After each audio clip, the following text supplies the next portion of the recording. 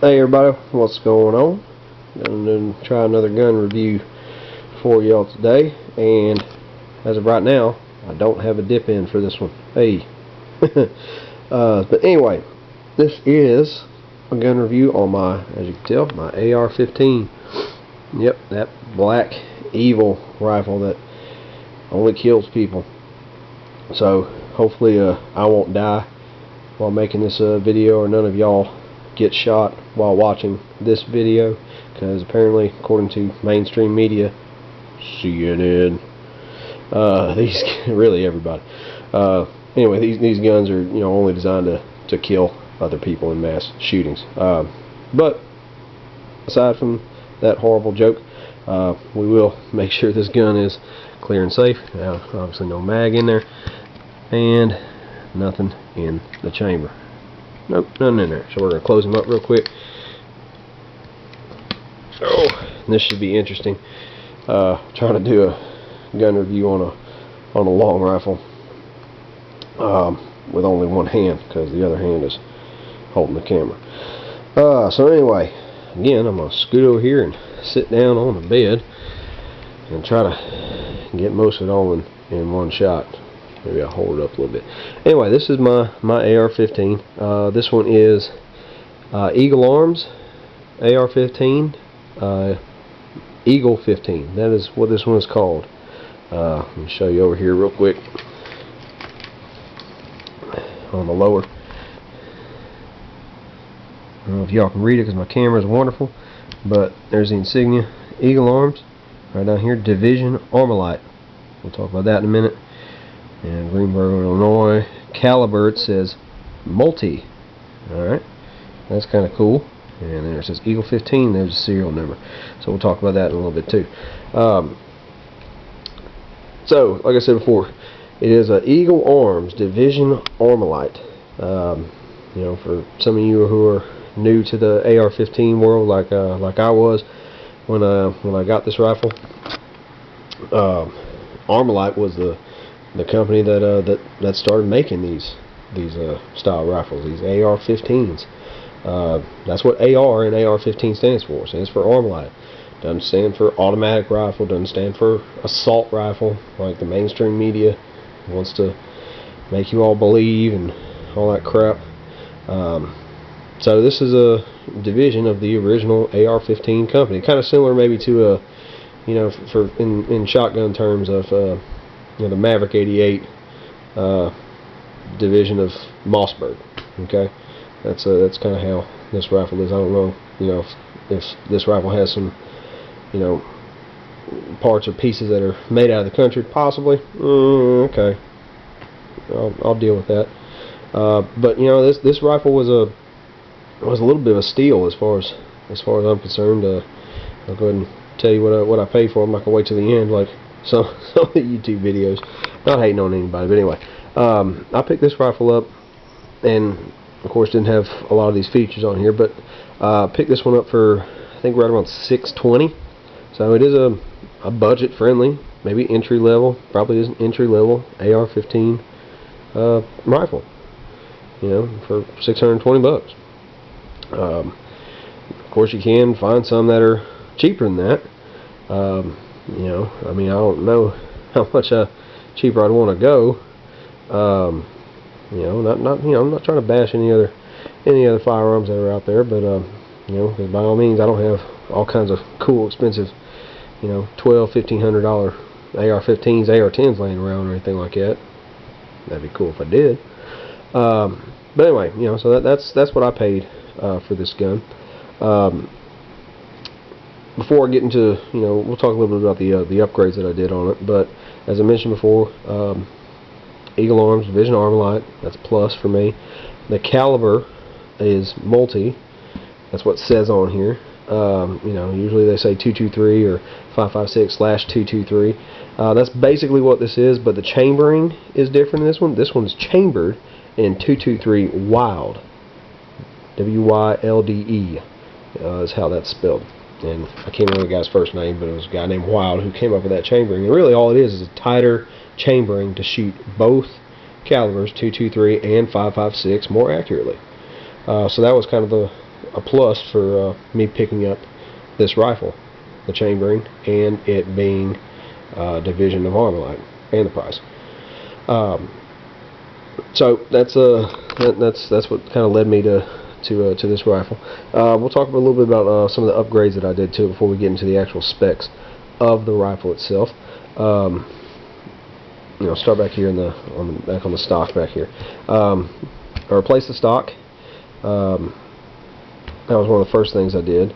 I had, I think, just a Magpul stock on there. And that's fine, but I want a little bit of a different look, and a little bit more of a thicker cheek weld on here. Anyway, this is the Mission First Tactical BSM Ballistic Minimalist stock. That's fun to say. And as you can see, let me turn it up. It's got a thicker contour on it, so it gives you a nice cheek weld. I like the contour of it back here on the rubber buttstock. It has a nice angle of it, so it's easy to roll onto the shoulder. With actually shouldering the weapon. And it sounds kind of weird, but it does cut down on a little bit of weight. It does, and it's surprisingly it does. Without that one like that, it cuts down on a little bit of weight. And I'll talk about that in my other video when I'm going through my safe over here. Yes, my safe that has my Trump sticker. Yeah, buddy. So anyway, that was one of the first things I did. But the first thing I actually had to do when I got this rifle was put some rear sights on it. It does have a fixed front A2 sight, but I had to get a flip up rear sight, and this is also Mission First Tactical. Just flip up polymer rear sight. It's got two different peepholes on there. You can see one for high vis, one for low vis. And they work. Obviously had those on there before I got my red dot on there, but that was the first thing that I did. And then kind of working up to the front of the rifle. Got my flat dark earth Magpul pistol grip on here. I wanted to try to do a flat dark earth a little bit on here, as you can see, but that wasn't the only reason I got this pistol grip. The angle is a little bit better than the mil-spec pistol grip. It's a little bit wider. It's got better texturing. A little bit of a beaver tail back here, so I can get a nice high grip, on the rifle, instead of kind of being scrunched like that. Straighten it out and get a better grip on there. So did that. Down here, got a wider trigger guard, flat dark earth, my Magpul. Honestly, that's just because it's flat dark earth. I live down in South Georgia, and it doesn't get so hot to where you have to wear big, thick, heavy gloves.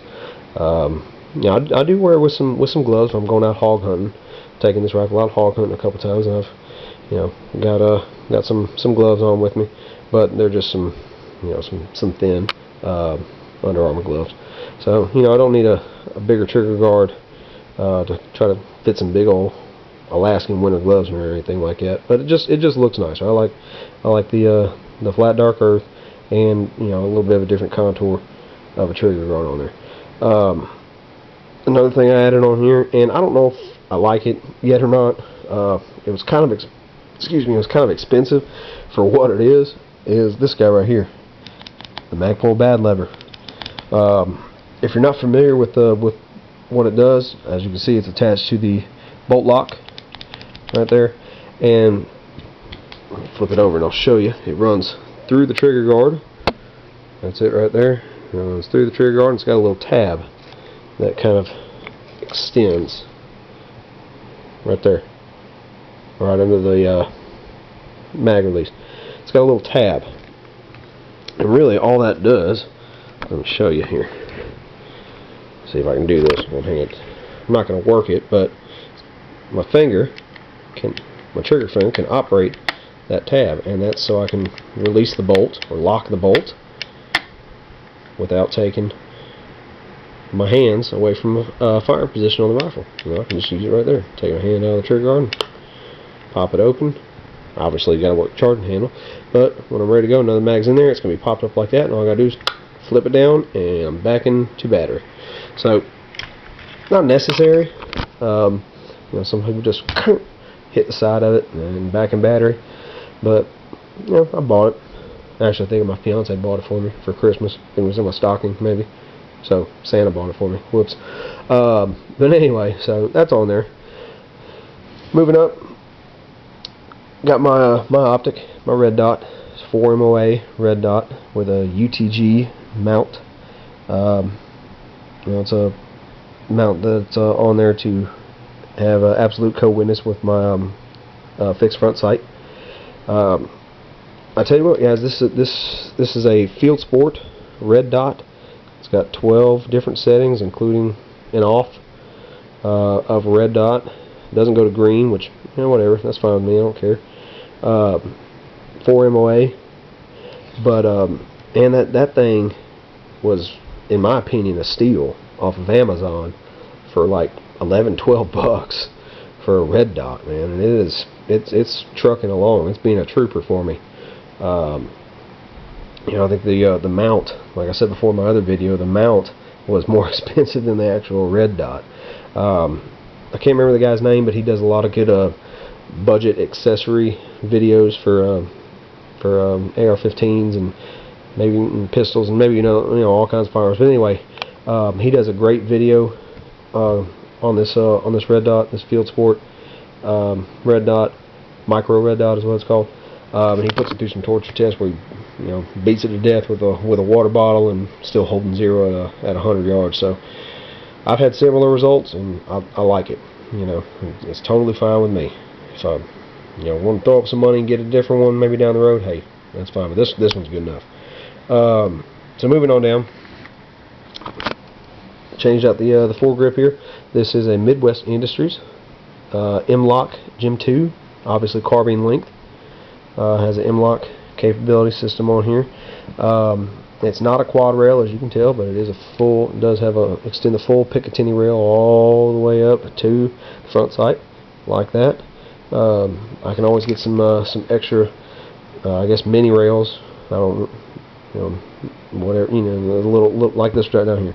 These guys, and attach them on there through the M-Lock system. If I want to hang a laser or a flashlight or something else on there, probably not going to do that. I think it's tactical out enough. But anyway, I do like this handguard. And then right down here, I got my Magpul Flat Dark Earth vertical grip. I do like that. I wasn't exactly sure how I was going to feel about that, but it works out really well for a little bit more of a steady hold, close up and far away. Like I said, I've taken this out hog hunting a couple times, and it's worked just fine. It's actually improved and helped me out a lot. So I do like the vertical grips. And then my sling, my El Cheapo tack sling, 2-point tack sling. Did have to get a UTG swivel to do this sling, and I basically got this off eBay or Amazon for like 10 bucks. These slings, man, they can get expensive. They're like they're like holsters for pistols, man. You can go through a million slings, and before you know it, you've spent almost the same amount of money on slings that you could have for a new rifle or a new upper or something like that. So I like this one. It's got bungee down here. Let me show you.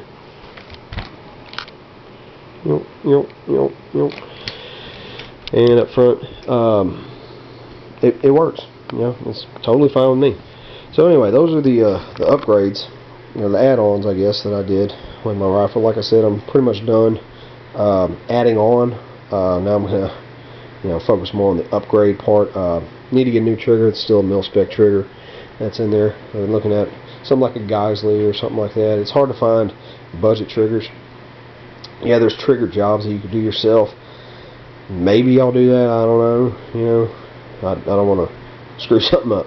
I'll probably just get a new drop in. No, you know, you can find one for under $100. Let me know. Actually, that's what I meant to say. Let me know if you tell me in the comments if you got a good trigger for under $100. So yeah, I need a new trigger, and then in the bolt, gonna do the extractor spring upgrade. And can't remember the actual brand, but there's reviews on YouTube on that. So that's pretty much the furniture and stuff that I have on my AR-15 right now. But let me get into some of the specs of the rifle itself. Again, like I said, it is a 223 Wylde chambering. It can shoot 223. It can shoot 5.56.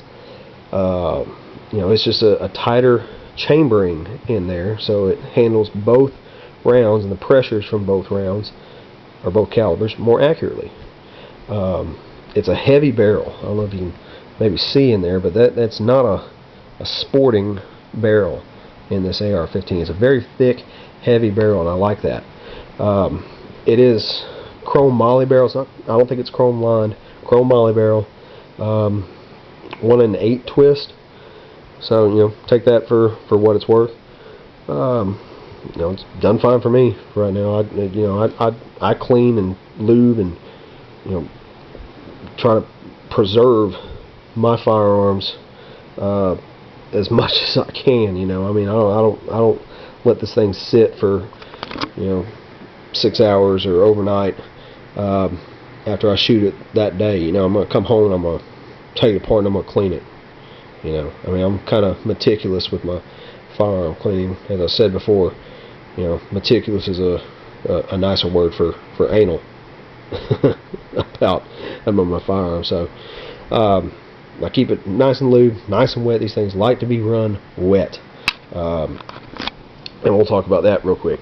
Obviously, it is a carbine length, so carbine length gas system. Here's my gas block right here with an A2 front sight. It's not removable. I mean, obviously, yeah, you can Dremel it off, but you know, you have to change out the entire gas system if you wanted to have that front sight post taken off. And really, all I've done to that is just put a little bit of whiteout on there. It's easier to pick up, but I'm fine with that. You know, it's got a little bit of a traditional look, and I like that.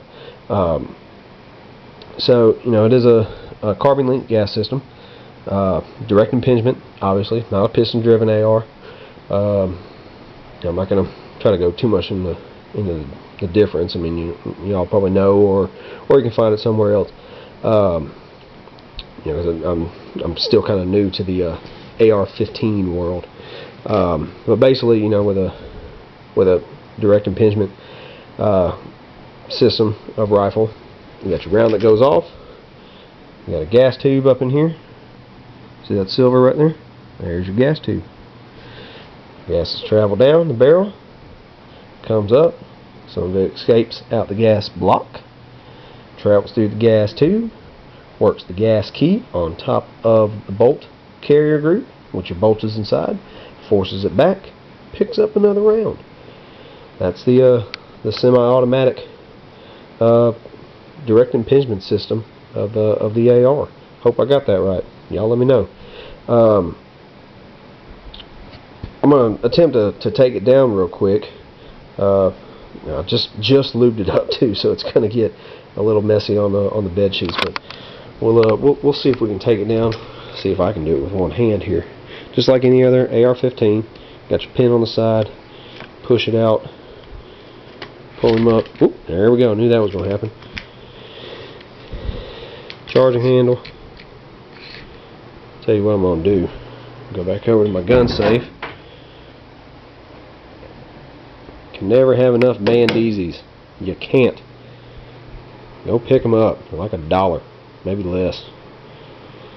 And just dedicate them to having some gun oil on them. Nothing wrong with that. So here's what we're going to do. Well, that'll be fine. Leave them right there.